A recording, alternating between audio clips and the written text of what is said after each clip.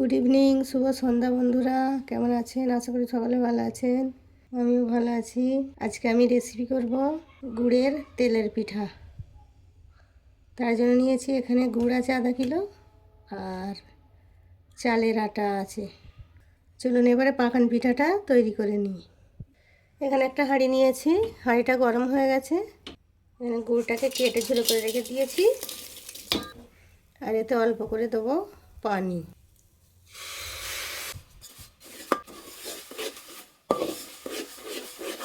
আস্তে আস্তে নাড়তে থাকবো আর গুড়টা গলে যাবে। দেখুন গুড়টা ফুটতে শুরু করে দিয়েছে। এতে দিবার জন্য গরম পানি লাগে, এদিকে গরম পানি বসিয়ে দিয়েছি।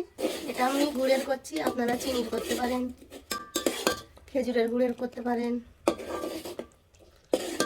এটা আমরা গুড় পিঠে বলি, না হলে পাকান পিঠে বলি।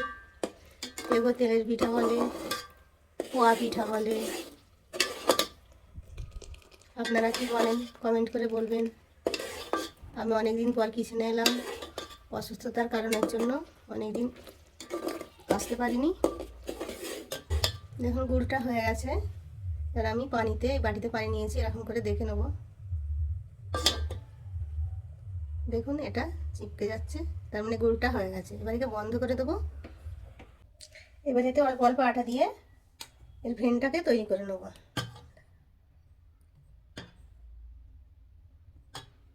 এটা একদম যখন গুড়টা ফোটে তখন গরম গরম দেয় না, একটু ঠান্ডা হলে তারপরে দেয়।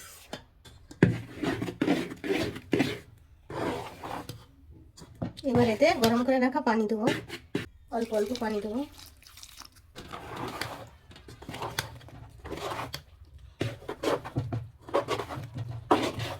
এবার এটাকে ভালো করে মিক্স করতে হবে। এতে আটা দেবো আরও, বাস আর আটা দেবো না, হয়ে গেছে।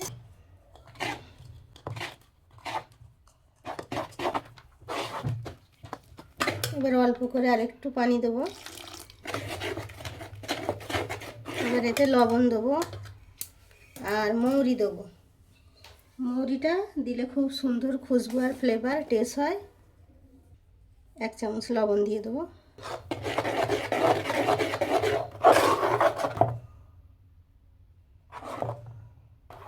এটাকে যত মিক্স করবেন, এরকম ফাটবেন, তত পাকান পিঠাটা খুব সুন্দর ফোলে আর নরম হয়। এবার এতে মৌরি দিয়ে দেবো, দিয়ে এটাকে মিক্স করে নেবো ভালো করে।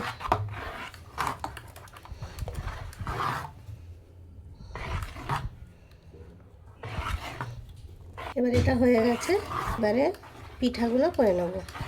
এবারে আগে অল্প করে দিয়ে দেখি কেমন হয়।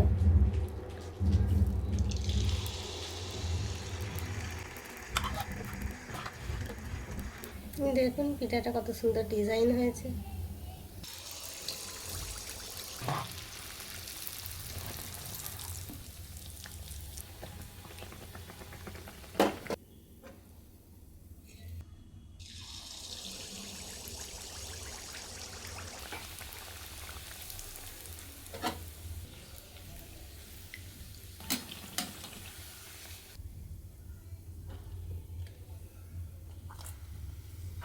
দেখুন বন্ধুরা, আমার গুড়ের পাকান পিঠাটা হয়ে গেছে। কত সুন্দর ফোলা ফোলা হয়েছে, দেখতে খুব সুন্দর লাগছে।